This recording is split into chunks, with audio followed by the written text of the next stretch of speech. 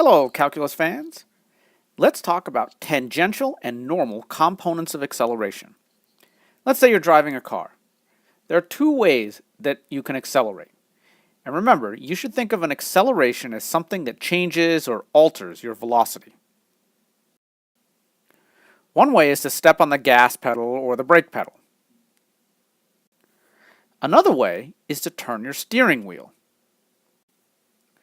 See, that's also an acceleration, even if your speed doesn't change, because turning the steering wheel will change or alter your velocity. You have to remember that velocity is a vector. It's not just how fast you're going. It's not just your speed. So velocity is a vector, speed is a scalar. What we're going to do is resolve acceleration into two components. There's a tangential component. That's having to do with stepping on the gas pedal or the brake pedal. And there's a normal component that has to do with turning the steering wheel. And you can do both of these at the same time. Let's go ahead and write v, without a vector symbol, as the length of the vector v for the speed of the moving object.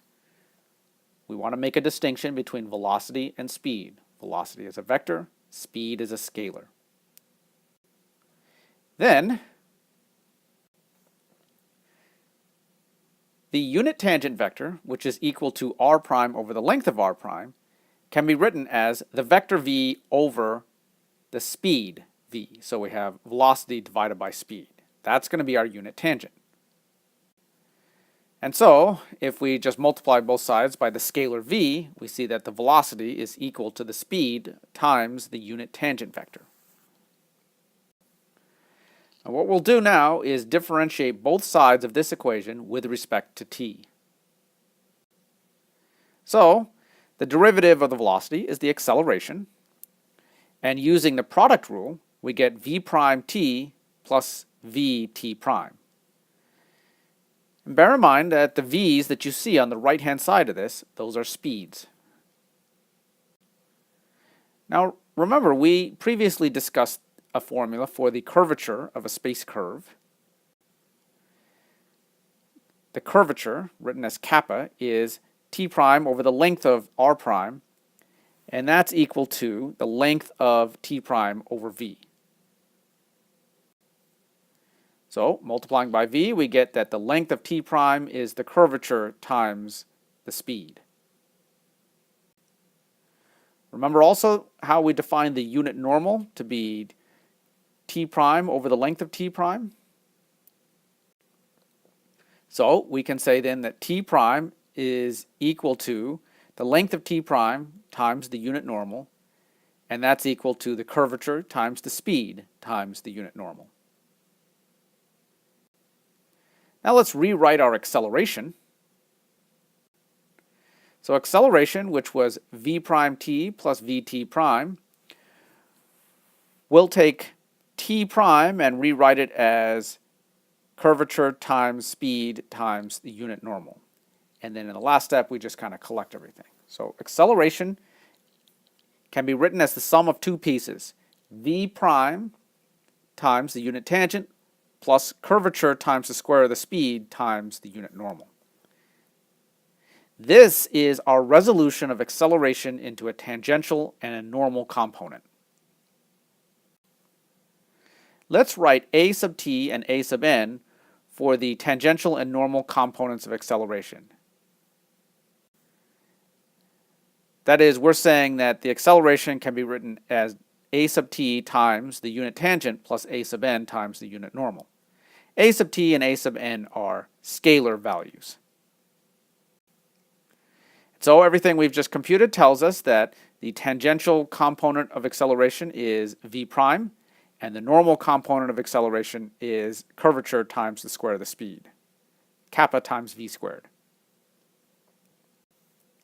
So let's look at a picture for what the resolution of acceleration into tangential and normal components looks like. So in this picture, you have to imagine that you have something, you're moving along a curve, and you have a tangent vector which tells you the direction that you're moving. You have a normal vector which points the way you're turning. In this case, you have an acceleration that's pushing in two directions, a tangential direction and a normal direction, and they combine together to give you the acceleration. So this object is accelerating by stepping on the gas and by turning the steering wheel, if you think of it as a car that's driving. Let's observe a couple of things about this formula, A equals v prime t plus kappa v squared n.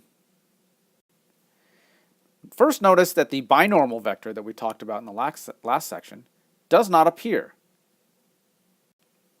So, no matter how an object moves, its acceleration will always lie in the plane determined by t and n.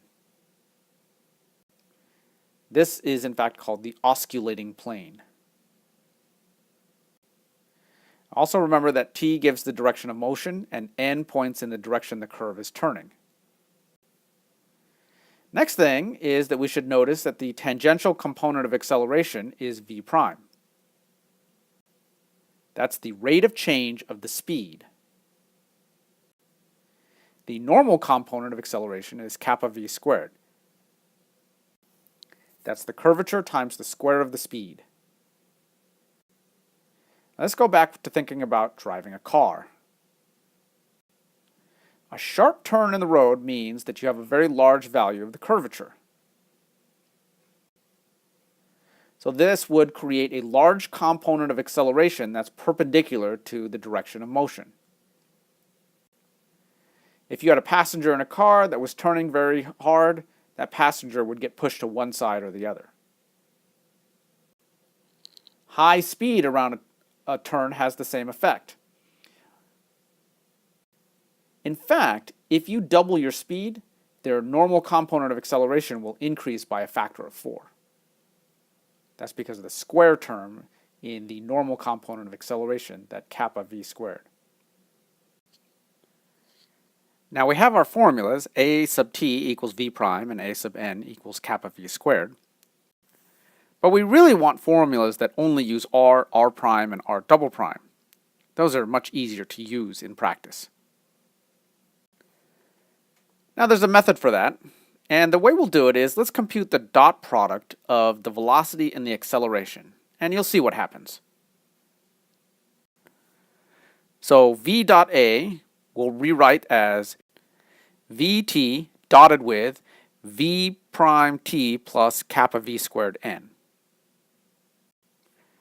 We distribute and we get something that looks like this.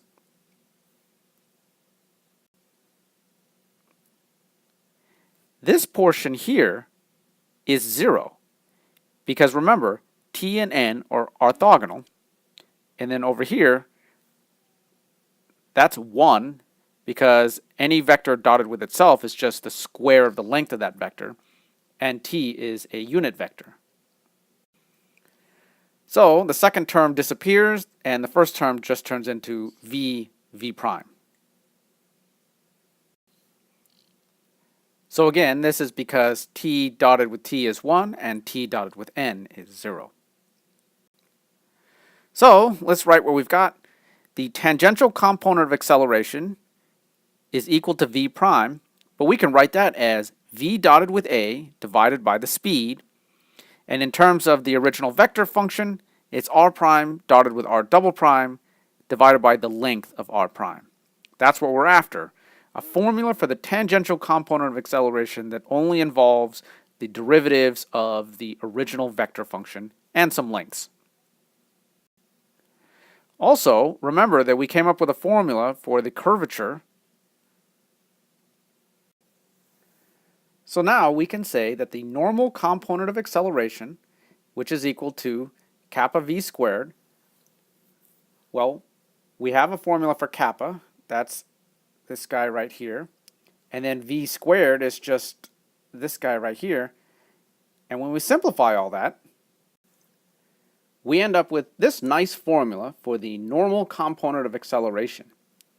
And you can see how our formula that we have for the tangential component of acceleration has some similarities to this. So it might be reasonably easy to remember. Okay, that's all for now.